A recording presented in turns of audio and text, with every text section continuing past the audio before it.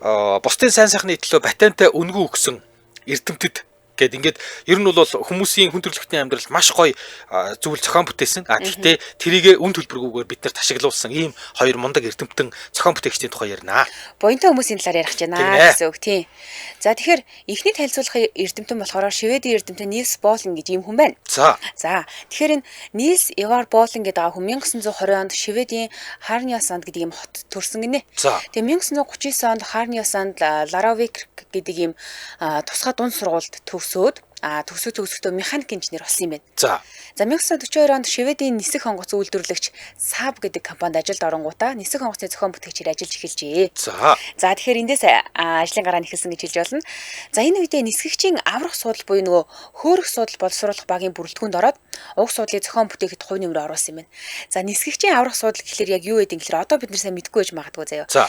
Хөөрөх суудал буюу тэр катапульт гэдэг байгаа нь болохоор онгоцонд ямар нэг ингэдэг аюул тулгарна штэ тий. Эсвэл ингэдэг осол гарна штэ тий. Энэ үед нисгэгчийг маш богино хугацаанд тэр нөгөө буюу 1-2 секундын дотор онгоцноос шийдчихдэг юм байна. Тэгдэг. Тий. Би болохоор энэ одоо нөгөө бидний суудаг онгоц нь баг байдгүй штэ. Тий. Кино минон дээрээс л хаяа ганц нэг удаа харж байсан. Тэгээд ингээ гаргаа шидчихдэг юм аврах суудал юм байна. Тэгэхээр энэ ажил дээр буюу энэ нөгөө нэг аврах суудлыг зохион бүтээхэд одоо өнөөдөр ярих байгаа нь Нильс Болон гэдэг хүн ажиллаж эхэлсэн гэсэн үг ажилд ороод. Иргэний агаарын тээврийн онгоцнуудад ийм суудал ерөөсөө байхгүй зөвхөн байлдааны сөнөөгч онгоцнууд л байдаг гэж. Тийм мэдээж. Тий. Тэгээ ингээд суудлын доороос нь пүнк гэд үлчээд тэгээд нөгөө дээшээ шидэгдээд тэгээд нөгөө шүхртэйгээ суудаг учраас шүхрээ татаар нисгч нь буучна. Онгоцон тэгээ сүрчдэг. Ийм.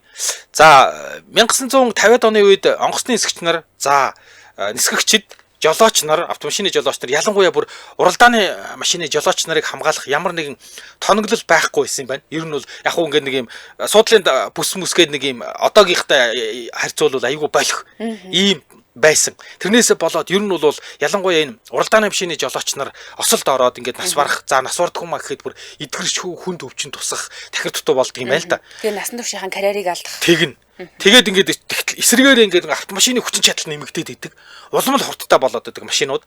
Тэгж жагаад бүр сүүлдээ 50 он гэдэг чинь бүр 200 км цаг хурдтай ийм лаглаг машинууд гараад ирсэн байж идэг. Тэгээ гэтэл жолоочийн аюулгүй байдлын тоног хэрэгсэл нь ер нь бол болох хэвээрээ байгаад идэг.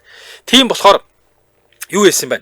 Шведийн алдартай Volvo компани аюулгүй байдлын инженер зохион бүтээгч нар хаагур байна гэдэг ингээд судалж хагаад тий тэгээ ингээд нөгөө энэ Saab компанид 16 жил ажилласан тэр юуны онгоцны нисгэгчийн катапульт буюу тэр юу гэдэг бууддаг тий ингээд нисгэгчээ гадагш нь түлхэж гаргаж аюулгүй байдлыг нь хамгаалдаг тий аврах суудлын одоо зохион бүтээх багт ажиллаж исэн Нильс Болон гэдэг ийм хүн байна гэж судалж байгаад олоод тэг бүр нөгөөдөгтэй чи очиж уулзаад Volvo компани чи манай компанид ажилд орооч гэж өрсөн байна.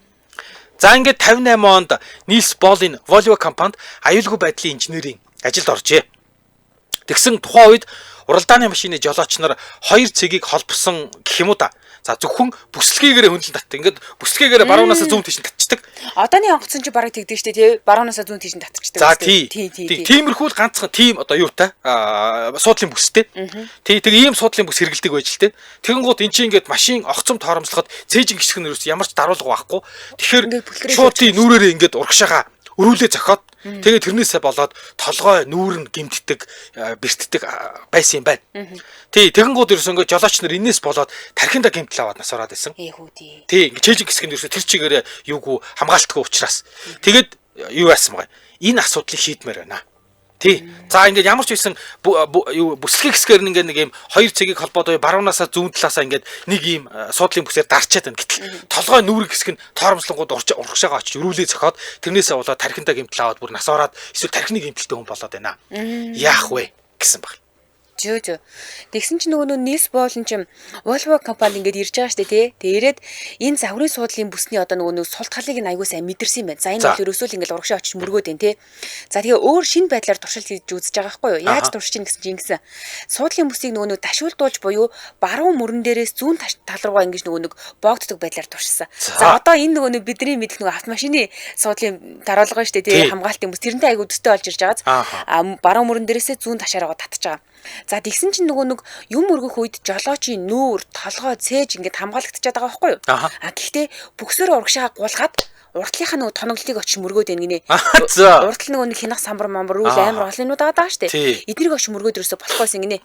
Тэгээ мэдээж нөгөө нэг юм туршилтаа макетын юун дээр зорчигч дээр туршиж үзэж байгаа штэ. За тий. Тэгсэн чинь нөгөө макетын зорчигчд нь туршилтын үеэр ингээд өвдгөн бицраад исэн. За эсвэл дунд чүмэг болон шилбэнд хураадсан юм байна л да. Тэгэд энэ бол ерөөсөө нэг тийм хүсээд авах гэмтэл биш. Тэгэхээр энэ ажил ерөөсөө амар хэцүү байсан гэж хэлж болж байгаа байхгүй. Одоо л бид нар зүгээр машин суугдаал суудлынхаа бүсийг хийгээл ингээл аюулаас хамгаалаад эвтэйхэн болцсон байсан ш. Анхандаа бол айгүй хэцүү асуудал байсан юм байна. За Нильс Боулин яавал жолооч гэмтэхгүй байх вэ гэдэг дээр ингээд толгоогоо гашилгаж бүтэн жилийн турш бүр ингээд янз бүрээр оролцсон байгаа байхгүй юу? Хамгаалах бүсийг янз бүрээр хийж үзсэн.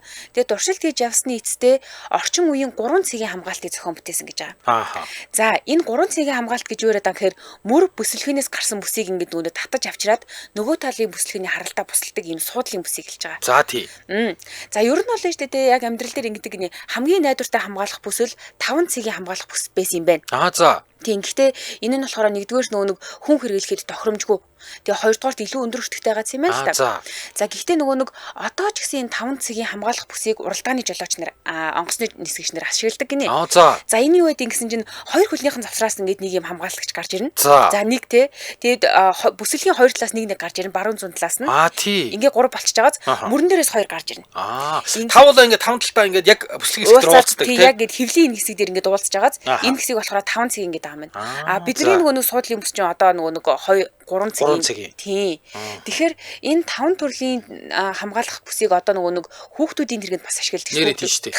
Хүүхдүүд чинь ардталтаа нөгөө нэг тусгай суудлын дээр сулгаж явах гэдэг чинь тал талаас нь гаргаж ирээл ингээд баглаад байдаг тий.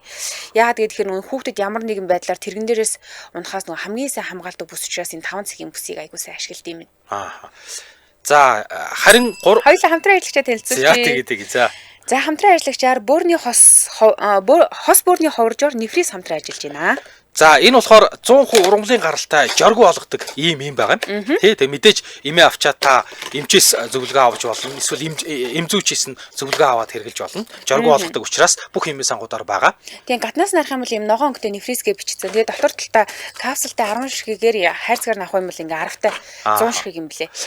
Өрөвслийн эсрэг, нянгийн эсрэг, шээс хөөж хаван буулгах ийм гурвалсан үйлдэлтэй. Бөөр, давсаг, шээсний замын хурц болон архаг өвчний үед, за бөөр давсагт чулуу үүссэн үед, за бас урьдчилан сэргийлэх зорилгоор, бөөрийн өвдөхөөс урьдчилан сэргийлэх зорилгоор энэ нэмийг хэрэглэж болно. Тийм, бөөрийн замын хурц болон архаг өвчний үед энэ нөгөө циститийн үед аягуулсаа хэрэглэж болох юм билээ шүү дээ. Тэгээ ер нь бол нөгөө нэг эрэгтэйчүүдийг бодох юм бол эмэгтэйчүүд ийм нөгөө бөөр шээсний замын халдвараар өвчлөх магадлал аягүй өндөр байдаг гинэ. Тийм учраас нөгөө цистит айгуух тусаад байдаг. Тэгээд энэ ургамлын гаралтай учраас яг ийм нөгөө нэг өвчлөлүүдийн үед айгүй сайн үр дүнгээ өгч илээ. Эмчнэр ерөөсөө эмнэлгээс гарахад яг нефрисийг л зөвлөд юм билээ. Тийм би одоо ууж байгаа хаалгааны дараах эсвэл нөгөө хүндрэлээс үрсэн сэргийлэх зорилгоор. За тэгээд юу яадаг? Энэ нефрис болохоор бөөр болон шээст дамжуулах замын халдварыг эмчилж дахин сэдрэхээс сэргийлдэг ийм байна. Тэгээд ер нь бол бөөр шээсний замын чулуу үсгээс сэргийлж бөөр жижиг ийм чулууг бол бүр хайлуулдаг юм байна. Нянгийн эсрэг, өрөвслийн эсрэг, шээс өх өвдөлт намдаах, бөөрийн чулуу хайлуулах, шээсний хүчилгээг бууруулах үйлдэлтэй 100% ургамлын гаралтай ийм. Монголын зах зээлд баг 25-6 жил борлуулагдаж байгаа гэж шүү. Бөөрийн хүчилгээг бууруулна гэдэг нөгөө нянгийн халдвар авчин штэ тий. Тэгмүүд тухайн нян чинь нөгөө хүчлэг орчинд айгу таатаа үржээд тэгээ халдвар болчингууд тэр орчноо тэр жигээр хүчлэг болгочтой юм байна. Харин энэ ургамлын гаралтай юм болохоор нөгөө орчныг нь сармагжуулаад буюу одоо тэр нөгөө илүү нөгөө таатай орчин шүлтлэг орчин болгочоор нөгөө нэг нянгууд чинь амьдрах боломжгүй болоод одоо ингэж бүр өвчлөх байлдаг байна штэ. За бүх юмын сангуудаар байгаа. За курсээр нь уувал үр дүн маш сайн мэдэгддэг гэж байна. Тэгээд 75 100 500 гэдэг утас байгаа. 75 10 тэг 5 тэгтэг гэдэг утас. Гэхдээ тогтооход амархан гэдгээр нь 75 100 500 гэдэг утас байна. За баярлалаа. Нэвтрүүлэгтээ хос бөөрийн ховрожоор нефрис хамтран ажиллаа. За баярлалаа. За тэгээд бид хоёр эрдэмтний зохион бүтээгчийн тухай өнөөдөр ярьж байна. Энэ хоёр хүн бол хүн төрөлхтний амьдралд маш чухал нээлт зохион бүтээсэн зөвлөлсийн одоо юу гэдгийг одоо ашиглалтыг нь бол үн төлбөргүйгээр хүн төрөлхтөнд бэлгэлсэн ийм хүмүүс. За 3 цэгийн хамгаалах бүс буюу одоо бидний хэрэгжилж байгаа суудлын даруулга бол хамгийн бага зардлаар хамгийн оновчтой хамгаалах бүсний загвар болсон юм байна. Тий. Тэгээд Volvo компани шууд зохиогч эрхийг нь бүртгүүлээд 3,43,625 гэдэг дугаартай патент авсан. Тэгэхээр Volvo анх одоо юу гэдэг энэ 3 цэгийн одоогийн бидний хэрэглээд байгаа суудлын даруулга бүсийг зохион бүтээлгээд патентыг нь авцсан. Уг нь бол илүү найдвартай гэвэл тэр 5 цагийн бүс. Гэхдээ тэрийг машин болгонд суурлуул илүү үнэтэй. Илүү үнэтэй тусгаад байсан юм байна. Тэгээд шууд энэ Нильс Болин гэдэг энэ зохион бүтээгчийгээ цалинг нь нэмээд тэгээд Volvo компанийн судалгаа хөгжлийн төвийн дарга болгожээ. Гэхдээ одоо энэ 5 цагийг хойсон бол манайх ч одоо ч нөгөө хялбархан хэрэгжилдэг суудлын бүсээ зарим хүмүүс хэрэглэхгүй шүү дээ. Тэгэхээр чи 5-ыг бүр л хэрэглэхгүй байна тий. Тий хэрэглэхгүй. Дээрээс нь асар их үнэтэй болно. Тэгээд Нильс Болин 3 цагийн суудлын бүсийг хэр үр дүнтэй болсныг 10 жилийн турш статистик мэдээлэл авч шалгасан байна. Тий, одоо ингээд энэ суудлын бүсээ хийгээд Volvo компанийн машинуудад хийгээд ингээд 10 жил зараад тэгээд тэр шинэ 3 цагийн бүс суйрлуулсан автомашинууд үйлдвэрлэж ихснээс хойш 10 жилийн статистик мэдээллийг бүр нэгдэнгүй авч байгаа шалгажээ. Эхлээд Шведэд 1959 оноос 67 оны хооронд буюу 8 жилийн хугацаанд 28 мянган автомашины ослын мэдээлэлээр үндэслээд дата дээр үндэслээд судалгаа шинжилгээ хийжээ. За тэгсэн чинь хариу нь ингэж гарсан. Өндөр хурдтай явж байх үед осолд орсон бүс зүүгээгүй жолооч нар бүгд нас барсан. За 96 км/цагаас доош хурдтай явж байсан тохиолдолд осол явж байгаад осолд өртөхөд бүс зүүсэн байсан жолооч нар болон урд суудлын зорчигч нар нэгэн ч нас бараагүй бүс зүүсэн байсан. Хамгаалах бүсээ зүүж. Тий. За автомашин онхолдоод бүр өнхрөөд хөрвөөсөн ч зорчигчийн тасалгаа буюу автомашины дээврэн дотгошоо цөмрөөгүй тохиолдолд бүс зүүсэн хамгаалах бүсээ зүүсэн байсан зорчигч нар үхэлд хүрээгүй. Амнаас алдаагүй. Тий, ийм статистикийг бүр ингэж гаргаж аваад, маш нарийн гаргаж аваад. За ингээд миний зохион бүтээсэн, ер нь Volvo компани хамтран зохион бүтээсэн энэ 3 цагийн суудлын бүс бол үнэхээр сайн хамгаалт болжээ гэдгээ яг ингээд нөгөө юугаар статистик мэдээллээр баталгаажуулсан байна. Баримтаар. За ингээд Нильс Болин энэ тухайга 1968 оны 10 дугаар сард Америк нэгдсэн улсын Калифорни мужийн Энхейм гэдэг хотод болсон Stop гэдэг автомашины ослын судалгааны тухай 11 дахь их хуралд илтгэл тавьжээ. Илтгэл нь маш богинохон. Ерөөсө ганцхан нүр. Одоо PowerPoint хитэн 10 биш. Ерөөсө нэг хэн нүрэн дээр энэ илтгэлээ тавиал болоо. Тэгээд энэ илтгэл тавьж дууссаны дараа хуралд оролцогч нар ингээд бүр босоод алга ташаад хүндэтгэл үзүүлээд одоо маш их одоо хурлын уур амьсгалыг зүгээр ингээл ямар гайхамшигтай юм бэ гэд хүмүүс алга ташаад босоод баяр хүргэсэн юм байна. Тэгсэн чинь энэ нөгөө хүндэтгэл түүнд ингээд маш том аз жаргал баяр баясгалан авчирсан гинэ. Судалгааны үр дүнг Америк нэгдсэн улсын тээврийн яам бүр ингээд тултал шагшин магтсан байгаа байхгүй. Тэгээ ингэж хэлсэн. Та өнгөрсөн 10 жилийн хугацаанд аль хэдийн 20 хэдэн мянган хүний аймыг аварцсан байж тээ. 96 км/цагаас бага хурдтай бол осолд ороход хүн нас хараагүй байна.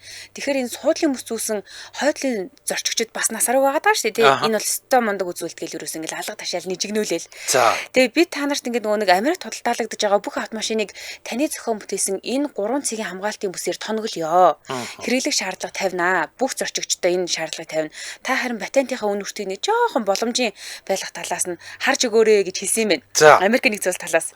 За бас нөгөө Volvo компани автомашинууд дэлхийн хамгийн аюулгүй зорчигчдод ээлтэй ийм автомашин гэсэн үнэлгээ тухай тавсан байгаа юм л та. Тэгэхээр энэ ч одоо нөгөө цаашдаа компани ирээдүйд бүр асар том хөрөнгө оруулалт хийх гэсэн үг шүү дээ. Хүн одоо жишээлбэл би машин худалдаж авлаа гэхэд айл болох аюулгүй машин худалдаж авахыг л хэлж шүү дээ. Тэр ирээр борлуулалт нь ч амар сугсан явчихна. За тэгэхээр тухайд Америк нэгдсэн улсад жилд ингээд 10 сая орчим автомашин зарагддаг байжээ. За нэг автомашинд аюулгүй бүс ашигласны төлбөр гэж одоо хэдэн доллар байж болох юм тий одоо 5 ч гэдэг юм 6 за багаар бодоход за бүр багаар бодё одоо 1 доллар бодоход жилд зүгээр л 10 сая доллар энэ хүн рүү ороод ирэх боломж байсан байгаа байхгүй юу? Уг нь бол байсан тий. Патент одоо ингээд нэг зарсан бол гэсэн үг шүү дээ. Гэхдээ Нильс Болин бодож агаад өөрийнхөө зохиосон энэ хамгаалах бүсний шин загварыг дэлхийн нийтийн өмнө үн төлбөргүй ашиглах боломжийг өгсөн. Тэгээд 1968 оны тухайга зарласан юм байна. Тийм. Уг нь нөгөө суудлын бүсний технологиг ашигласан ямар ч үйлдвэрийг Volvo шүүхтэж болно шүү дээ, тий. Энд чинь манай патент авсан гэх. Гэтэл Нильс Болин өөрөө угаасаа энийг би зохион бүтээсэн, тийм учраас би дэлхийн нийтэд үнэгүй олгож байна гэд тэгээ үнэгүй ашигладаг болсон юм байна. За. Тэгээд ер нь бол яг зүгээр нөгөө үнэхээр их баярлсан байна. Одоо энэ хүний хийсэн үйлдэлийг нь мэрэгжлийн салбарынх нь босоод хүндэтгээд алга ташаад та үнэхээр 28 мянган хүний амь аварцсан байж тээ, тий. Гэсэн тэгээд ер нь бол Нильс Болинд патент ашигласны төлбөр одоо юу гэдэг ингээд авах сонирхол анханасаа нэг тийм байгаачгүй. Тэгээд зүгээр л хүмүүс миний хийсэн одоо зохион бүтээсэн зүйл хүний амийг авраад цогсохгүй энэ хүндэтгэлийг маань ингээд мэрэгжлийн салбарынх намайг ингэж өндрөөр үнэлж байгаад надад бол энэс илүү гой шагнал хэрэггүй. Тэ тэгээ ингээд миний зохион бүтээсэн энэ зүйлс одоо энээсээ хойш те олон сая хүнийг авраасаа гэсэн үүднээс би мөнгө төгрөгөнд одоо патентын төлбөр гэж авмааргүй байна. Магадгүй патентын төлбөр гэвэл дахиад тэрийг төлж авах нэг байна, авахгүй нэг нь байна тий. Тэгээд ирэхээр ингээд ер нь миний зохион бүтээс би чи анх хүмүүсийг аврах гэж зохион бүтээсэн юм чинь гэдэг утгаараа нөхөр бол за бүгдэд үнгүй хэрэглэх тэгээд олон хүнийг амийг нь аврах ийм шийдлэр ер нь бол үн төлбөргүй болгочих гэсэн. Тэгээд одоо ингээд би ингэж бодсон л да машин ингээд бариад жолоодож явж байгаа хүмүүс ер нь амьдралдаа нэг удаа нэг ийм аюултай аваар асуулт өртөөд тэгээд ингээд суудлын бүсийн хамгаалах бүсийн хачаар амьд үлдэж чадсан бол энэ бүхэн одоо хиний гавь яах нь нийс боол гавь яах нь тийм байна тийм. Тэгээд энэ хүн үнэхээр баг дэлхийг өөрчилсөн хүмүүсийн тоонд ордог юм байна. Америк нэгдсэн улсын үндэсний замын хөдөлгөөний аюулгүй байдлын захиргаа мэдээлсэн байгаа. Одоо хамгаалах бүс бол Америк нэгдсэн улсад жилд ойролцоогоор 15,000 орчим хүний амийг авардаг. За энэ бол зөвхөн Америк нэгдсэн улсын тоо баримт, ганцхан улсын тоо баримт. Хэрвээ 68 оноос хойш энэ хугацаанд зөвхөн Америк нэгдсэн улсад гэхэд л 1 сая хүний амийг энэ 3 цагийн судлалын даруулга буюу суудлын бүс аварцсан гэсэн үг ээ. За ингээд бусад орнуудын осол аваарыг оролцуулбал энэ тоо бараг 3-аас 5 саяд хүрнэ. Тэгэхээр Нийс Болин гэж энэ хүн бүр хэдэн сая хүний амийг аварсан инженер зохион бүтээгч болж байгаа. Тэг ийм одоо юу гэдгийг ачтай буянтай ийм инженер хүн байна. Тэгээд 74 онд Ральф Исбрантийн нэрмжит автомашины аюулгүй байдлын инженерийн шагналыг хүртээд 89 онд аюулгүй байдал эрүүл ахуйн алдрын танхимд энэ хүний зургийг залсан байгаа юм. За 95 онд Шведийн инженерийн шинжилгээ ухааны академийн алтан медаль хүртээд 1999 онд дэлхийн автомашины алдрын танхим гэж байна. Rock and Roll Fame гэдэг шиг дэлхийн автомашины алдрын танхимд энэ хүний нэр хүндтэйгээр залагддаг. 85 онд Volvo-гоос Volvo-д ажилласаар бол тэтгэвртэй гараад 2002 онд 82 наснда нас барсан ийм хүн байна. Комментээр лавг жаргал гинэ. Баярлалаа. Хамгаалах бүсийн ачаар 2 хүүхдтэйгээ амьд үлцээ гинэ. Харин тийм. Тэгээ ийм гой зүйл зохион бүтээчээд энийгээ тэгээ дэлхийн нийтийн өмнө яг ингээд үнгүй ашиглаа гэдээ өгч байгаа нь бас тэр үний ямар гайхалтай хүн байсныг илтгэж байна те. Тий. За дараагийн хүнээ танилцуулъя. Энэ хүн маань Энэтхэг улсын физикч эрдэмтэн Жагадиш Чандра Боус гэдэг ийм хүн байна. За энэ хүн яг юугаараа алдартай юм бэ гэхээр радио техникийг шинжилгээ ухааны эцэг гэж явдаг энэ хүнийг. За радиог бараг санаачилсан гэж хэлж болно. Ийм зохиосон хүн юм бэлээ. Гэхдээ өөрийн бүтээлдээ патент авах татгалзсны улмаас хүн төрөлхтөн түн нэрийг энэ хүний нэрийг мартцсан. За Жагадиш Чандра Боус болохоор ганц радио ер нь биш. Өөр хэд хэдийн чухал нээлт хийсэн юм байна л да. Тэгээд өөрийгөө зохион бүтээч гэж нэрлээд патентын араас хөдөлгөхөөс илүүтэй шинэ бүтээл хүмүүст одоо нөгөө нэг юм хэрэгтэй штэ амьдрал ахуйд нач холбогдолтой гэж үзэж юм итгэдэг хүн байсан юм байна. Тэгэд Жагадиш Чандра Боус 19-р зууны төгсгөл 20-р зууны их үеийн сууд эрдэмтдийн нэгд зүй ясаар тооцогдож байгаа. Тэгэд шинжилгээ ухааны зүтгэлтэн за зөвхөн Америк нэр алдарнд одоо төгссөн ийм хүн биш ээ. Энэтхэг улсын анхны физикч юм байна. За мөн радио долгион ба ургамлын мэдрэмжийн судалгаа хийсэн түүгээр дэлхийд гарсан ийм нэртэй эрдэмтэн ганцхан ч юм хийгээгүй гэсэн үг. Тэгэд Энэтхэгийн анхны физикч юм чинь одоо Энэтхэг улсын нөгөө шинжилгээ ухааны эцгүүдийн нэг гэж бас түүнийг хэлж болно шүү дээ, тийм ээ. Нэрийг сонсож байгаагүй ч нэрээ тий. Тийм байгаа.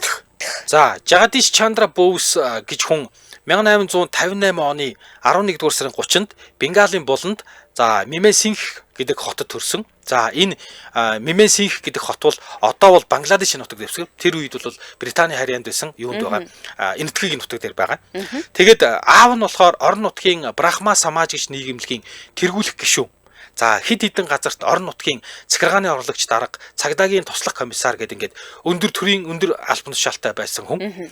Жагадиш Боусийн аав бол ер нь дунджаас ер нь дээгүүр төвчний нэлээд боломжийн амьдралтай, нэр хүндтэй, тэгээд эрх мэдэлтэй ийм хүн байж. Тэгээд юу яасан? Тэгсэн хэрнээ хүүхдээ сургуульд оруулахдаа бенгал хэл дээр үйл ажиллагаа явуулдаг. Одоо манайхаар бол зүгээр л энгийн усан сургуульд оруулсан хүүхдээ. Уул нь бол яг одоо Жагадиш Боусийн аав маав ч юм уу ийм одоо баян эсвэл том албан тушаалтай хүмүүс бол хүүхдүүдэд язгууртнууд бол хүүхдээ дандаа англи хэлээр тусгай сургалтанд англи хэлний сургалттай тусгай сургалтанд оруулдаг мод байсан юм байна л да. Одоо манайд ч гэсэндээ ажиглагддаг шүү дээ. Ер нь бол гайгүй баян айлгуудад бол дандаа л англи хэлтэй том сургуулиудын хөтөлбөртэй, Кембрижийн хөтөлбөртэй тийм сургуулиуд л явж байгаа шүү дээ. Тий, тэгсэн чинь аав нь бол одоо мөнгөтэй, нэр хүндтэй, эрх мэдэлтэй байсан. Бүр хүүгээ Лондон руу сургууль явуулсан ч чадхаар ийм нөлөөтэй хүн байсан. Тэгсэн хэрнээ хүүгээ ерөөсөө яасан. Албаар чи одоо юу гэдгийг жирийн сургуульд ор Гэт ингээд хүүгээ жирийн сургуульд оруулсан байгаа. Тийм тэгээд ингээд бүр найзууд нь танилуд нь хүртэл гайхсан. Чи яагаад хүүхдээ ийм ядуучуудын хүүхдүүдтэй хамт тэгээ энгийн хүүхдүүд сурдаг ийм ядуу айлын хүүхдүүд сурдаг зүгээр л жирийн сургуульд оруулж байгаа юм бэ гэсэн ба. Тэгсэн нөхөр болохоор би бенгал хүн. Тийм болохоор миний хүүч гэсэн бенгал хүн байх хэвээр. Чи эхлээд бенгал хүн болноо гэд ингээ хүчээр хүүхдээ ингийн сургуульд оруулсан. Бараг боловсралтай хүн болно гэхээс илүү эхлээд бенгал хүн болно. Чи бенгал хүн болох хэвээр. Чи эхлээд бенгал хүн болно. Ягаад гэвэл Лондон руу явчих юм бол чи бенгал цустай тэгтээ Лондон соёлтой, Англи соёлтой ийм хүн болно гэж үзсэн шүү. Тэгээд энэ Жагадиш ингээ сургуульд орсон юм байна. Тэгсэн чинь хажуу талын ширээн дээр ингээд нэг ширээн дээр гуруулаа суудаг ядуу. Аюу ядуу. Тэгээд нэг ширээн дээр гуруулаа суuna. Тэгэн гууд баруун талд нь суудаг хүүхэд нь болохоор исламын сүм цэвэрлдэг ийм цэвэрлэгчийн хүү ээж. Аав нь ингээд сүм цэвэрлдэг л хүн байсан. Зүүн талд нь суудаг байсан хүүхэд нь зүгээр л аав нь жирийн доод зох тосгоны загсч юм байсан. Ийм хүүхдүүдийн дунд сургуульд ороод явсан. Ийм юм билий. Тохой саяхан би нөгөө яг энэ цаг үеийн талаар нэг хүний намтар ярьж байсан. Тэгээ нөгөө айгүй ядуу болохоор бүр ингээд нөгөө бичиг цаас тэмдэр баалж олдохгүй. Тэгээ ингээд нэг харандаа 3 хүүхэд ингээд дараалаад одоо нэг ширээнд 3 сууж байгаа шүү дээ. Тэгээ дундаа нэг юм харандаатай. Тэгээ тэрүүгээр ингээд ээлж юугаа хичээлээ бичдэг гэж ярьж байсан. За тэгээд тухайд байтгаа одоо нөгөө орчин үед ч гэсэндээ энэ итгэгч өөрөөсөө л нөгөө дээгүр доогуур им зэрэг зиндаа чи айгүй ихтэй штэ тий. Ер нь бол нөгөө кастинг системтэй гэж ярьж болно тий. Тэгсэн чи аав нь хүүхдүүд бүр албаар хар багаас нь бүр ухаан ороогүй байхад нь им ядуучуудтай хамт тоглоулаад өсгсөн байгаа байхгүй юу? За хүүхэд нь тэр нөгөө каст буюу одоо анги давхраа ялгааг ерөөсөө мэдхгүй өсөж байгаа гэсэн. Йоо тэр үедээ л баг амар дэвшилт таа байсан юм биш үү? Харин сэтгэлийг нь бүр шал хүрээсэн бод. Одоо ч энэ тийм биш гэсэн шүү дээ. Одоо бол тий тэр хоёр кастын хоорондоо бүр ярьдггүй мэдлдэггүй гэсэн шүү дээ. Тий гэрлэл мөрлөл бүр юу ч байхгүй. Тий мөрөөдөөч хэрэггүй. Тэгсэн чинь бүр аавынх нь найзууд ингэж байгаа. Аавынх нь найзуудын хувьд бол баг нөгөө нэг тэр доод зиндааны доод кастын хүмүүс чинь баг амтны хэмжээнд үнэлэгдэх юм сонин шүү дээ тий. Энэ итгэгч чинь тэгсэн чинь ийм хүүхдүүдэд ямар ч ялгаа цаа байхгүй өвөр түрүүндээ ороод өсөө төлөвсөн байгаа байхгүй энэ хүн. За тэгээд ер нь бол эцгийнх нь мөрөөдөл нь ийм байсан юм байна. Ямар ч тийм нэг ялгаа байхгүй байхыг хүсдэг. За жишээлх юм бол нөгөө нэг сүмийн цэвэрлэгч байгаа даа шүү дээ тий. Энэ цэвэрлэгч нь болохоор исламын шашинтай айлгаад байгаа байхгүй юу? Шашин ярих юм бол тий. Загасчных нь хинду шашинтай. Тий. Харин нөгөө Жагадиш шүү дээ тий. Манай гол дүрийн баатар.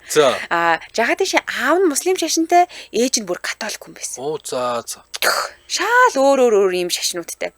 Тэгээд тэр нөгөө цэвэрлэг загасч хүмүүс хизээш нөгөө бөөсөнд юус ингэж орж болохгүй байгаа байхгүй юу? За тэгээд шашин өөр, зэрэг зиндаа өөр гэдэг чинь үнэхээр ийм шаал өөр анги байгаа. За гисэн чинь нөгөө Жагадиш шууд хүүхдүүдийг дагуулаад гэртээ орж ирээл ингээд нөгөө ширээ засуулаад хоолунд идчихэлээ шуугилдаал гарч явал тоглолцдог ийм хүүхдээс.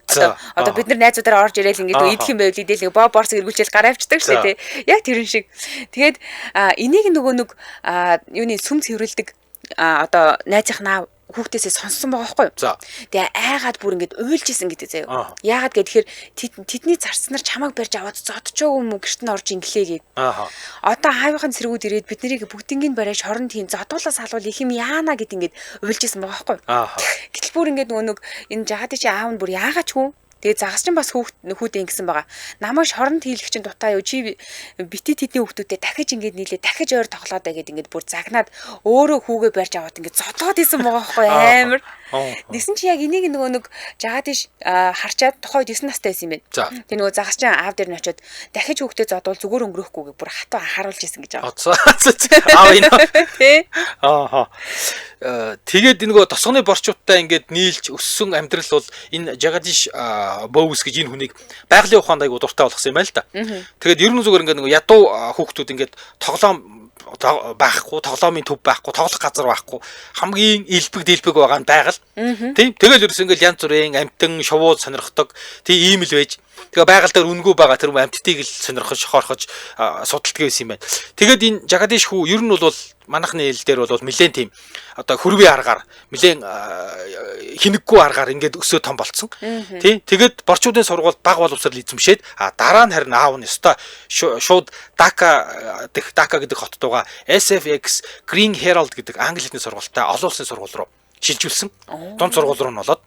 За ингээд 1875 онд Жагадиш Дакагийн их сургуулийн эсэлтийн шалгалтанд тэнцээд за ингээд энэ сургуультай байгалийн шинжилгээ ухааны сонирхлыг нь хөгжүүлэхэд чухал үүрэг гүйцэтгэсэн Евгений Лафонт гэж ийм багштай танилцаад тэгээд энэ багштай шав ороод 1879 онд Дакагийн их сургуулийг төгсөөд бакалаврын зэрэг авсан. Тэгээд дээд сургуулаа төгсөөд энэтхэгийн төрийн албанд орохыг хүссэн юм байна л да. За. Тий, одоо ингээд лаг албан тушаалтаа болохгүй төрийн албанд орох гэсэн юм байна. Тэгс чи аав нь чи тийшээ орж явах гэдэг юм бэ гэсэн байгаа. Өөрөө төрийн албаны ялбаа агч үжиж. Тэгэн гут яагаад гэсэн чинь чи одоо юу гэдэг энэтхэгийн төрийн албанд орвол дээшээ толгоно нь, дарга нарт толгоно нь, доошоо өөрөөсөө ядуу зүдүү хүмүүс загнана.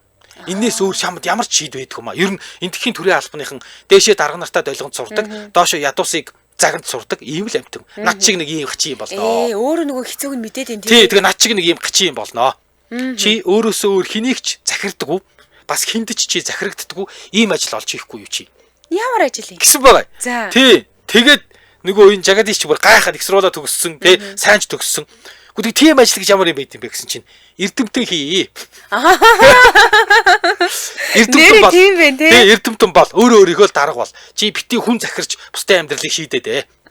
Бити хүнээр захируулж өөрийнхөө амьдралыг бусдаар шийдүүлээд ээ. За. Гэсэн байгаа. Ямар гоё үг хэлт юм бэ? Энэ аав нь юу нэг ухаантай хүмүүс юм байна тий. Харин тий. За тэгээ жагадис бөөс аавынхаа аяыг харж агаад за тэгвэл би эмч болъё гэсэн юм байна л та. Эрдэмтэн бол гэхээр за ер нь ингээд аав яг яах гээд байна гэж хийж агаад эмч болъё гэж шийдээ. Тэгсэн чинь аав нь тэгээ хаан сурах ингээ асууж ин гинэ. Харин Лондонгийн их сургуульд сурд юм уу гэдгсэн чинь за тэгээ яв гэд ингээд Лондон руу явуулчихж байгаа байхгүй. За Лондонд очиод цаг агаар солигдсон. Дээр нөгөө нэг эмч болох гэж байгаа хүний чинь ингээл нөгөө ихний хитэн сар дан задлан шинжилгээний өрөөнүүд дээр ингээл дагуулж явж тийм байл да. Тэнд чинь нөгөө янз бүрийн байдлаар хүсэн зогсос мөцс бөө юм харна штэ. Тэгээ энэс болоод нэгдүгürt зочродод стресс орцсон. За хоёрдугаарт нөгөө зогсос муутахгүй хадгалдаг нөгөө формалт гэдгээ бодсоо. Тийм формалт гэднээс болоод харшлаад би айгүйх мууцсан юм байна. Тийм. За тэгэхээр ингээд нөгөө түүний эмч болох хүсэл мөрөөдөл нь будаа. За тэгсэн чинь түүнд ингээд азар Лондонд хамаатнууд байсан юм байна л та. Яг төрсөн их чинь Лондонд ирсэн амьдарч исэн юм байна. Тэгээ төрсөн их чинь нөхөртэй. Нөхөр нь болохоор нөхөр нь буюу тэр нөгөө жагадаши хүргээ ах нь одоо Ананда Мохан гэдэг юм хүн байсан юм байл та. За энэ хүн Кембриж их сургуулийн анхны энэтхэг оюутан байжээ. Эднийхөр нь гэр бүлээр ийм лаг сэхэд юм шиг байна. Тийм байна. За тэгээд энэ хүргээ ах нь Кембрижийг бүр ингээд онц дүнтэйс төгссөн. Тэгээ сургуультай нэр нөлөө бүх юм сурагч байсан юм байл та. Тэгээ хүргээ ах нь түүнийг нөгөө Кембриж их сургуулийн Христийн коллеж дээр одоо зүгээр л ингээд дагуулж чад багштайгаа уулзуулаад энэ манай эхнэрийн дүү байгаамаа. Ер нь бол толгойтой. Та Кембрижд элсүүлээдэг гэ багштай хэлсэн юм байна л да. Ингэж хэлээл байгалийн ухааны чиглэлээр суралцуулахаар оруулж өгсөн байт юм байна. За тэгээд Жадиш Бөөс 1883 онд Лондонгийн их сургууль бакалавр хамгаалаад энэ эрдэмийн ажил дээрээ тулгуурлаад 1984 онд Кембриж их сургуулийн байгалийн шинжилгээ ухааны бакалавр авсан. За ингээд нутаг буцаад ерөнхийлөгчийн коллеж их сургуульд багшилж эхэлсэн байна. За хамтран хэлж байгаа мэдээлэл хүргэчихье тийм. 14 цаг 40 минут болж байна. За хамтран ажиллагчаар хамгийн гүн бохирлыг жаргална Омо. За Английн Премьер Лигийн Арсенал клубын албан ёсны түнш Омо брэнд Омо таны Арсеналд хүрэх тасалбар гэдэг нэртэй 36 гацтантай суглаад худалдаа явуулж байгаа юм байна. Тий. Тэгээд та Омо брендийн дурын бүтээгдэхүүнээс худалдаа аваад Англи улсад Арсеналын тоглолтыг үзэх супер 3 гацтны нэг болох боломжтой. За энэ супер 3 гацтан Англи улсад Арсеналын тоглолтыг үзэх тасалбар, Англи улсад ирж очих онгоцны тийз, зочид буудлын зардал гэд бүх юм багтсан байгаа. Би энд хамтран ажиллагч ярахаар л бүр догтлоод идэв гэхгүй юу. Омо худалдаж авсан жил яг азтан болол тэгэл нөхрийгөө ингээд Лондонд ийм Арсеналын тоглолт үзүүлэхээр болчихвол яах вэ? Бүр амар гой санагдаад. За тэгээд ингээд нөгөө 3 үеэрээ нийтдээ 36 хэрэглэгчийг тодруулаад супер бэлгийн эзэдтэй болох юм байна л та. За энэ Англи явахаас гадна Арсенал үзэхээс гадна iPhone 16 гарч байгаа. За энэ бол мэдээж гоё бэлэг, бүрэн автомат угаалгын машин байгаа. Бас супер бэлэг, ухаалаг цаг, уурын дүү, Омо брендийн жилийн хэрэглээ гэдэг ийм олон төрлийн хонжирууд багтсан ийм суглаад аян өрнөж байгаа. За тэгээ энэ бол 4 сарын 14-нд эхэлсэн 6 сарын 31-нд дуустал Монгол орон даяар үргэлжлэх юм бэлээ. Одоо тэгэхээр нэг сар гарна үлдэж байна да. Тийм байна. Тэгээд тохирлыг сар болгон боловсрол суугдлын үзээр шууд эфирээр болон за саруул гэр гээд Facebook пэйжээр явуулах юм байлээ. Эхний тохирол 5 сарын 11-нд явагдаад супер болон бусад шагналуудын азтанг шалгаруулсан байгаа. Илүү дэлгэрэнгүй мэдээллийг нь кириллээр саруул гэр гэж бичээд тэр пэйж юунаас пэйжээс авах боломжтой. Би Омогийн чинь нөгөө нэг яг ийм нэг юугаар нь л хуурай одоо нунтгаар нь л мэдээдсэн чинь шингэн бас гарсан юм байна. Нөгөө капсул буюу одоо нөгөө гел хэлбэртэй гэж яриад байгаа шууд ингээд угаалгын машин руугаа хийгээл орхичдаг. Ийм бог бас ийм төрлүүдээ нэмсэн юм билээ шүү дээ. Тийм тэгээ одоо жишээлбэл нунтаг төрөл нь нэг удаагийн угаалганд ашиглах хэмжээгээр бусад угаалгынуудтай харьцуулах юм бол 3-аас 5 дахин бага урдаг гэж байгаа гэх мэтчлээ. бүх сүлжээ дэлгүүр, супермаркет, гэрийн ойролцоочин байгаа жижиг дэлгүүр, зах худалдааны төвүүдээс хүртэл Омогийн бүх төрлийн бүтээгдэхүүнүүд байгаа. Лавлах хувцсныхын дугаар 75 77 88 99 75 77 88 99. За Facebook-оос Саруул гэдэг энэ хуудсыг дагаад та бүхэн илүү дэлгэрэнгүй мэдээллийг аваарай. Хамгийн гүн бохирдлыг жарилганаа Омо хамтран ажилласан баярлалаа. За баярлалаа. За бид өнөөдөр Эрдэмтдийн булангаараа алдартай зохион бүтээсэн одоо патентийн төлбөрийг авалгүйгээр үн төлбөргүй хэрэглүүлэх болсон ийм мундаг, буянтай ийм хоёр эрдэмтний тухай ярьж байгаа. За тэгээд тэр Жагадиш Боус гэж энэ энэтхэг эрдэмтэн 1894 онд Британий физикч Оливер Лож гэж хүний радио долгионыг хэрхэн дамжуулах, илрүүлэх тухай нийтлэл гарсны дараа тэрийг уншичаад тэгээд радиог сонирхож эхэлсэн гинэ. За 1894 онд өөрөө багшилдаг коллеж дээр 1.8 м ийм квадрат жижигхэн өрөөнд тоног төхөөрөмжөөр суйрлуулж агаад тэгээд радио техникийн салбарт судалгаагаа хийж эхэлсэн байгаа. Жагадиш Боус гэж энэ хүн радио долгионы одоо гэрэлтэй төстэй шин чанарыг судлахыг хүссэн. За ингээд энийг урт радио долгион ашиглан судлахад хэцүү байсан болохоор нь долгионыхон миллиметрийн төвшөнд багасгаад бүр 5 мм орчим долгион одоо долгионы мурттай богино долгионы мужид хэмжилт хийж чадсан гэж байгаа. За. Түүний энэ судалгааг яг ингээд ийм судалгаа хийсэн чинь коллеж нь тоодгүй. Үнэлдэг. Тэгээд энэ Жагадиш Боус гэж хүн болохоор 7 хоногт 26 цаг лекц ордог гэсэн багшилдаг гэсэн. Энэ бол ажлын 6 өдрөөр тооцоход өдөр болгон 4 цагийн хичээл заадаг. Ийм ачаал ихтэй багш байж. Тэгсэн чинь чи багшийн үүргээ тоохгүй радио долгионы судалгаанд ингээд хамаг цагаа зарцуулаад байна. Ингээд сургуулийн захирал нь шүүмжлээд удирдлага тий шүүм. Тэгээд сүүлдээ бүр коллежийн захиргаа түүнийг зөвхөн багшлахтаа анхаар судалгаа хийхгүй чи боль наатах гэсэн юм байна. Бараг үүрэгцсэн юм шүү. Тэгсэн. Тэгээд ингээд шинжлэх ухааныг олон нийтэд сурчлан таниулах, за олон нийтийн сонирхлыг одоо өдөөж бий болгох зорилгоор Бенгал мужийн захирагчийн туслах Боуст судалгааны тэгэн гут нь одоо энэ Бенгал мужийн захирагч нь болохоор чи манад ирээд юу ачгаа судалгааны туслах ажилтныг хийе гэсэн юм байна. Тэгээд Боус их сургууль дээр бас нэг хурлын үеэр засгийн газрын байр суурийг нөхөр эсэргүүцсэн юм байна л да. За. Тэгсэн чинь ажлаас алгагдсан. Тэгээд мужийн захирагчийн орлогч тэрэнд амлаж исэн нөгөө чи нөгөө судалгаа хийгээрэй гэд тэгжсэн. Нөгөө нэг 2500 рупий цалин байлан байхгүй болсон. Хүүдээ. Тэгээд ингээд Боус цагийн багшаа хийгээд хажуугаар нь судалгаа яг цаг зав баг олдохгүй болж эхэлсэн гэж. За. За ингээ Боус 1895 оны 5 дугаар сард Бенгалийн Азийн нийгэмлэгт давхар хугалагч талстуудын цахилгаан туяаны туушрлын тухай гэдэг ийм анхны эрдэм шинжилгээний өгүүлэлээ илгээжээ. За харин 1895 оны 10 дугаар сард болохоор 5 сарын дараа гэсэн үг шүү дээ. Лондонгийн хатан хааны нийгэмлэгт шин цахилгаан туушрлын тухай гэдэг юм 2 дахь илтгэлээ илгээсэн. Тэгсэн чинь 1985 оны 12 сард энэ нийтлэл нь болохоор electrician гэдэг ийм сэтгүүлд хэвлэгдсэн байна. За одоо өөрөөр хэлбэл энэ нөгөө нэг ажил нь үнэлэгдэж эхлэх гээд шүү дээ. За тэгсэн чинь энэ нөгөө барууны шинжилгээ ухааны ийм тогтмол том хэвлэл энэтхэг хүний гаргасан ийм анхны нийтлэл гаргаж анхны тохиолдол болж байгаа юм байна. За баг тийм баха 1895 он гэхэр чинь. Нилийн дээр тий. Тийм тэгээд энэ нийтлэлд болохоор Боус өөрийн радио хүлээн авагчийн зарчмыг дурдаад төгс гэж дүгнсэн байгаа байхгүй юу? Энэ бол perfect гээл. Тэгээ бас энэ нийтлэлийг нь Englishman гэдэг юм сэтгүүлийн газар хүлээж аваад 1896 оны 1 сард хэвлсэн байгаа. За тэгээ энэ нийтлэлд болохоор ингэсэн байна. Профессор Боус хүлээн авагчаа төгс төгөлдөр болгож патентжуулж чадах юм бол бид коллежийн бяцхан лабораторид ганцаархнаа улайран бие дан ажиллаж исэн Бенгал эрдэмтний эргэлтийн цэг буюу ертөнц даяарх гэрэлтүүлгийн бүхэл бүтэн системд хувьсгал хийхийг харж магадгүй гэж бичсэн байгаа байхгүй. Тэгэхээр энэ дээр ингээд нэг юм хөөхөн одоо хүмүүсийн зүрхэнд ингээд нэг юм гал асаасан юм гараад ирсэн байгаа сте тий. Хэрвээ энэ үнэхээр ингээд болчих юм бол бид нар энэ Бенгал эрдэмтний гайхалтай тэр эргэлтийн цэгийг харах гээд байна гэд.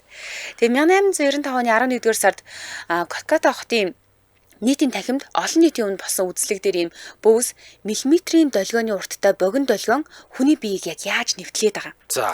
Бүр цаашаага нэвтлэхдээ бүр 23 метрийн цаана байгаа ханыг дахиж нэвтлээд. За тэгээд тэр ханы цаана байгаа цахилгаанаар ажилдаг хонхыг ажиллуулж үзүүлсэн байгаа байхгүй юу? Олон нийтийн өмнө шүү дээ. За тэгээд энэ нөгөө нэг хүний биеийг нөгөө нэг ийм энэ богино долгио яаж нэвтлээд байгааг ингээд хүн дээр л дурж байгаа шүү дээ. Хиний биеэр нэвтлээд ийн гэсэн чинь энэ бүр тухайн үеийн мужийн амбан захирагч Сэр Уильям Маккензи гэдэг хүн байсан юм байна. Сэр цолтой гэдэг чинь амар шүү дээ тий. Ийм хүний бие дээр бүр ингээд туршилт хийгээд ийм туршилтыг үзүүлсэн. За бас энэс гадна хаалттай өрөөнд байгаа нөгөө нэг дариг гаднаас нь радио долгион ашиглаж асааж үзүүлсэн байгаа байхгүй юу? Тэгэхээр энэ чинь 1895 он гэдэг чинь хүмүүсийн нүдэнд бараг ингээд ич идэл юм шиг ямар ч утас байхгүй тий. Хоорондоо холбогдсон утас байхгүй ирнэ хаалтаа өрөөнд байгаа юу дарийг ингээд дэлбэлчээд байна гэж чинь. Алсаас эзэмдээд байл гэсэн үг шүү дээ. Бараг мохор сүсгтэй хүмүүс дээ энэ одоо бараг харын шиддэг мэддэг ингээд тэгэхээр ийм болоод байгаа байхгүй юу? Тэгээд Европ байсан бусад эрдэмтдтэй уулзахыг хүсээд ингээд Bowes 1896 онд 6 сарын ийм шинжлэх ухааны чөлөө аваад Лондонд очиод лекц уншаад ингээд аялжээ. За Лондонд радио долгионы утасгүй телеграф системийг жил гаруй турш хөгжүүлээд ингээд Британий шуудангийн үйлчилгээнд борлуулахыг оролдож исэн Италийн зохион бүтээгч Гулиелмо Маркони. За одоо ингээд радиог бол хоёр хүн зохион бүтээсэн гэж яваад байдаг. Нэг нь Маркони, нөгөөх нь Орсын тэр нөгөө Пабло Болюдэ. Тий. Тэгсэн энэ Гулиелмо Марконитай уулзсан ба. Тэгээд Английн язгууртнуудын төлөөлөл за нэгдүгээр барон Кельвин Уильям Томпсон баяр хүргээд Лондонгийн их сургууль энэ одоо хүнийг одоо Бенгал хүн шүү дээ тий. Бенгал хүнийг Лондонгийн их сургууль шинжлэх ухааны салбарынхаа хүнд доктор болгосон. Тэр үед юм уу хагас зүгээр ингээд Махатма Гандиг нэг юм хагас хүн нүцгэн чөтгөр гэдэг байлаа шүү дээ. Чилжил энэ төгчүүдтэй тоож дуурдаг байсан. Тэгээд энэ үед Bowes арилжааны цахилгаан холбоог би сонирхгүй гэж хэлээд тэгээ судалгааны ажлаа бол шууд ингээд миний судалгааны ажлыг бусад хүмүүс чөлөөтэй ашиглаж болно шүү. Би ямар ч патент цохогч ирэх гэхгүй. Гээ шууд нээлттэй санал болгоцсон. Тэгээд 1899 онд Bowes Лондонгийн хааны нийгэмлэгт танилцуулсан илтгэлдээ төмөр мөнгөн ус төмрийн уялдаа холбоо бүхий утас илрүүлэгч бүтээснээ ингээд зарласан байна. Тэгээд жилийн дараа буюу 1900 онд Парист улсын олон улсын физикийн анх дугаар конгресст судалгааныхаа талаар илтгэл тавьсан ийм эрдэмтэн. За жагаадш Bowes яг тухайн үед модонд орж исэн нөгөө радио богино долгионы оптикийн судалгаа нь тухайн үзэгдлийн мөн чанарыг судлахад одоо чиглэгдсэн байсан гинэ. Тэгээд радио харилцаа холбооны хэрэгсэл болгон хөгжүүлэх орлого ерөөсөө огт бишээсэн гэж байгаа. За түүний туршилтууд 1894 оны сүүлээс эхэлсэн. Харин тухайн үед нөгөө Италийн төрөний нөгөө хоёр хүн биш дээ. Италийн Гулиелмо Маркони, Орсын Александр Степанович Попов гэдэг энэ хүмүүс байгаа. Тий. За энэ зэрэг хүмүүс нөгөө радио долгионд суурилсан практик хэрэглээг хайж байсан үедээ яг давхцсан юм байна. Эдгээр чинь нэг цаг үед байсан гэж болно. Тийм байна. Bowes өөрийн бүтээлийг патентлах ямар ч сонирхол байгаагүй. Тэгээд лекц болгон дээрээ бүтээлээ бүр ингээл тод маш ойлгомжтой тайлбарладаг байсан. Энийг ингэж хийн, энэ нь ингэж байгаа ингээд. Тэгээд хүссэн хүн болгоно энэ технологи ашиглаж болно шүү гэж илтгэл тавих болгондоо хэлдэг байсан гинэ. Тэгээд Америк нэгдсэн улсад байдаг нөгөө найз нь одоо түүний бүтээл дээрээ Америк нэгдсэн улсын патент авахыг ятгсан юм байна. Тэгсэн чинь яах юм бэ? Яах ингээд болчихсон. Тэгээд Bowes радио долгионыг илрүүлэхийн тулд хагас дамжуулагч ашиглах аргыг анх удаа ашигласан. Мөн одоо түгээмэл хэрэглэдэг богино долгионы янз бүрийн бүтээгдэхүүн бүрэлдэхүүн хэсгүүдийг ч гэсэндээ зохион бүтээсэн гэдэг юм байна.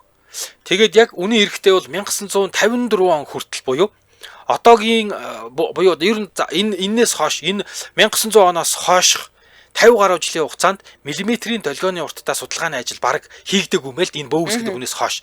Тэгээд хатуу биетийн электроникийн салбарт оруулсан хувь нэмрийн төлөө Сэр Невил Мот гэж хүн 1977 онд Нобелийн шагнал хүртжээ. Тэгсэн чинь Нобелийн шагнал хүртсэн энэ Сэр Невил Мот гэж хүн ярихдаа ингэж ярьсан байгаа. Jagadish Bowes гэж энэ одоо Бенгал эрдэмтэн бол цаг үеэсээ дор хаяжил 60 жилээр төрүүлсэн суут эрдэмтэн байсан. Үнэн хэрэгтээ тэр Jagadish Bowes гэдэг хүний хагас дамжуулагчийн төрлүүдийг Bowes гэж хүн хагас дамжуулагчийн төрлүүдийг бүр урьдчилан таамаглаад богино долгионы оптик эргэлтийн туршилт хийсэн нь математик болон физикийн салбарт бүр хэдэн 10 магадгүй бүр хэдэн 100 жилээр төрүүлээд явчихсан ийм технологиг энэ хүн хийцээ. Энэ хүний хийсэн технологиг бид нэр хөгжүүлээд ингээд цааш нь авч явсан гэж бүр ингээд нөгөө юуны Нобелийн шагнал авчаа тэрнийхээ дараа тэгж ярьслага хийж хүндэтгэж дурсаж исэн юм байна. За айхтар юм хэлсэн байна тий. Цэнгэл ар байх ингэсэн байна. Аав нь Bowes-ийг борчуутай хамт өсгөж учраас Bowes бүтээлээ хүн төрөлхтөнд үнгүй өгсөн гэсэн байна. Магадгүй түүний өссөн орчинтой бас холбоотой болох юм тий. За энэ түрээд нэвтрүүлгийн өндөрлөх цаг болсон байна. Хос буурны ховоржоор нефрис хамтран ажилласан. За мөн хамгийн гүн бохирлыг жаргалнаа Омо хамтран ажилласан баярлалаа. Сонсогч та өргөжлүүлээд 15 цагаас радио мэдээг уйлан сонсоод 15 цаг 10 минутаас элдв шипийн нэвтрүүлгээр ирээд болзъя. Баярлалаа мөгөх. За баярлалаа.